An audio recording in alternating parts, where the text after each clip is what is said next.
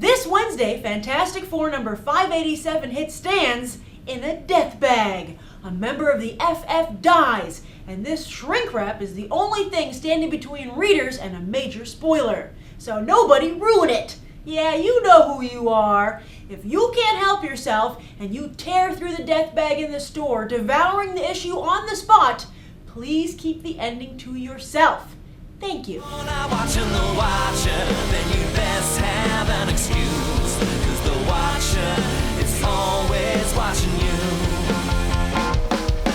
Jimmy Woo, Giant Man, Emma Frost, Ant-Man, Bucky. First up is a question from Crolin PW, who asks, will we ever see a full-out fight between Daken and X-23? I think Wolverine Group editor Jeanine Schaefer just might have the answer. So, Daken versus X-23. Is this a fight that will ever happen? And if so, will Wolverine pull the car over? Well, it is a fight that will definitely occur. Whether or not Wolverine has to pull the car over is yet to be seen. But Marjorie Liu and Dan Way actually have come up with an amazing story. We're going to be seeing a crossover starting in March, and we'll run through both books, March, April, May. Wow. Issues 8 and 9 of each one of them. Very nice. Can you give us a setup to the story, like what we can expect? Well, right now, Daken is in Madripoor. He's sort of kind of creating new identity for himself, going out there, trying to build up a new empire. Yep. And meanwhile, X-23, having just been told that she does not have a soul because she's a clone, It's a bummer. pretty much, has left the X-Men, left Utopia, kind of struck out on her own to see if she can get some answers. Her journey takes her into Madripoor. Ooh, how convenient! So I have another question for you. Yes. Until I worked here, I thought it was Daken. Yes. I found out it's Daken. It is Daken. Have you ever thought of putting some kind of phonetic symbol over the A? No. We actually, a lot of people do think it's Daken. You're not the only one. You're not alone. There are support groups. I'm sure you can go I must join online, them. forums. But there's actually many people who think that it's Daken, but it is Daken. It's Japanese, and that's the kind of the pronunciation of it. We always like to think just, rockin' like Daken, pretty much. Oh, nice! Excellent. So, X-23 versus Daken coming up in March. Yes. Fact found. Next up is a question from Rockmocker, also from YouTube, who wants to know if Spider-Man and Carlie will be getting married. I'm told that Stephen Wacker's assistant editor, Ellie Pyle, is the person to ask. So I'm here with assistant editor, Ellie Pyle. And obviously, Ellie, the relationship between Peter Parker and Carlie Cooper is moving forward, as seen in this latest issue. Will they ever marry? Well, I think that's getting a little bit ahead of ourselves, but I can say that Carlie will be making a commitment that no Spider-Man woman has ever made in any continuity. Wow. So, but they're going to be staying in a relationship for the foreseeable future.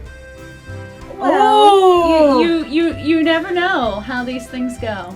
But the commitment word was used. Commitment word was used. She will be making a commitment. That's as much as I'm willing to speak to.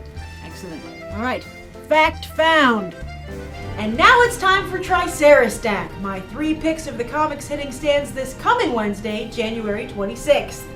Obviously, as I mentioned at the beginning of this episode, Fantastic Four number 587 is kind of a big deal. Written by Jonathan Hickman with art by Steve Epting, the Death Bag will not get any overprints and will not appear on newsstands. A variant issue with a spoiler cover will hit stands the week after, but where's the fun in that? And as if one world-changing event wasn't enough, the X-Men get their world rocked with Age of X Alpha number 1. Written by Mike Carey with art by numerous artists, this is exposition central for the crossover event. Finally, if you like your mutants old school, check out X-Men number 7 written by Victor Gischler with art by Chris Picciolo. The X-Men head to New York City to team up with Spider-Man against one of his biggest enemies and get their vigilante on. Finally, last week on Graphic Debate, Winter Soldier from Marvel.com asked you which character you'd like to see come back from the dead. Ares, Black Bolt, Cable, Jean Grey, or the Sentry. I picked the Sentry, and it looks like you agree with me as he won our poll with 33%. Ares was a close second with 27%, followed by Cable with 20%, Black Bolt with 11%, and Jean Grey with 9%. Interestingly, while Jean Grey came in at last place in our poll, there was a huge amount of support for her on the YouTube comments, as well as a surprising amount of hate for Emma Frost. Emma Frost is one of my favorite characters, and I love her as a couple with Scott Summers. Who do you think makes the better First Lady for the X-Men, Jean Grey or Emma Frost? Share your thoughts down below. And that's it for this week's The Watcher.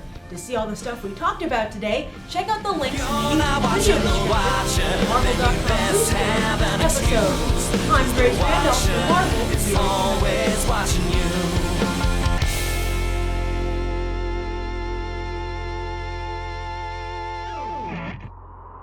Marvel, your universe.